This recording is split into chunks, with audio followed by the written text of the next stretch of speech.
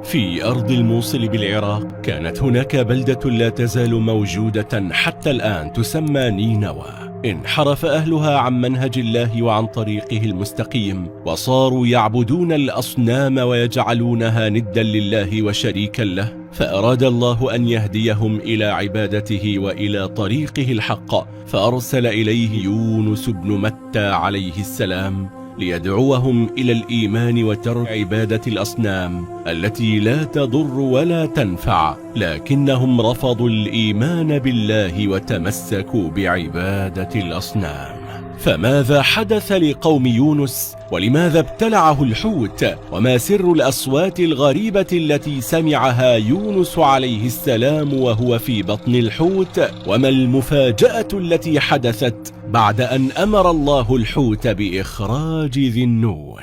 استمر قوم يونس عليه السلام على كفرهم وضلالهم دون أن يؤمن منهم أحد، بل إنهم كذبوا نبي الله يونس وتمردوا عليه واستهزأوا به وسخروا منه، فغضب يونس من قومه ويئس من استجابتهم له، فأوحى الله إليه أن يخبر قومه بأن الله سوف يعذبهم بسبب كفرهم، فامتثل يونس لأمر ربه وبلغ قومه ووعدهم بنزول العذاب والعقاب من الله تعالى، ثم خرج من بينهم غاضبا منهم.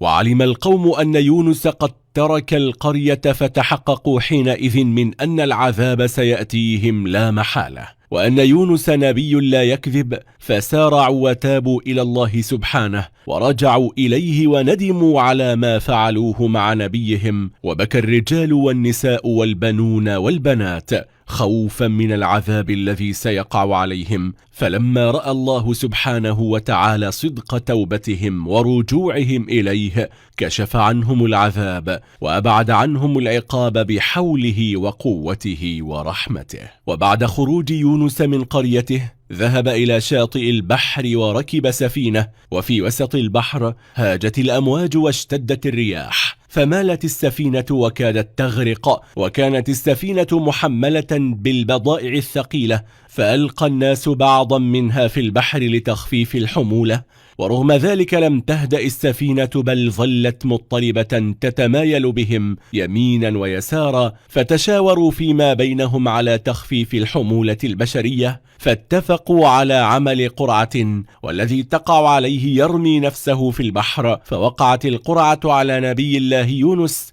لكن القوم رفضوا أن يرمي يونس نفسه في البحر لأنهم يعلمون أنه رجل صالح.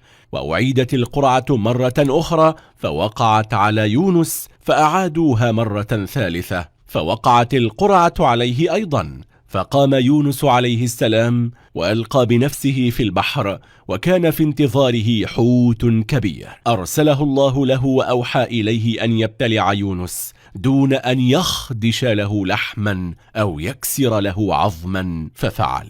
عندما قام سيدنا يونس بإلقاء نفسه في البحر وكل الله حوتا كبيرا بابتلاع سيدنا يونس عليه السلام، ويعتبر هذا اختبارا وابتلاء من الله له، لأنه ترك قومه الذين أغضبوه دون إذن، فدخل نبي الله يونس في بطن الحوت الكبير حتى وجد نفسه داخل بطن الحوت في 3 ظلمات حالكة: الأولى ظلمة الليل، وظلمة البحر، وظلمة بطن الحوت.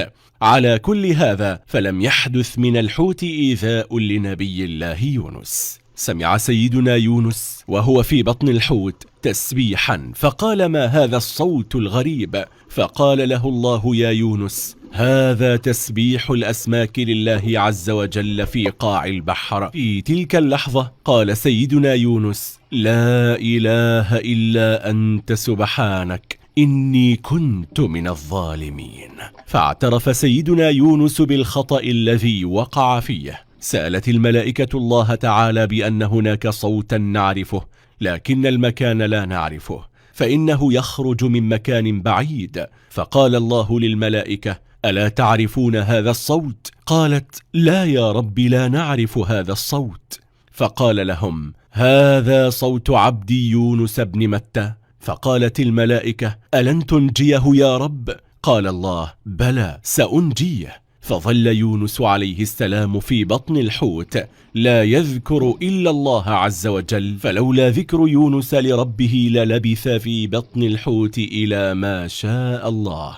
فإن سيدنا يونس كان من الراكعين الساجدين، فهذا هو عبد الله يونس ونبيه، لولا أنه سبح هكذا في بطن الحوت وأيضا قبل دخوله لبطن الحوت لظل في بطن هذا الحوت إلى يوم القيامة.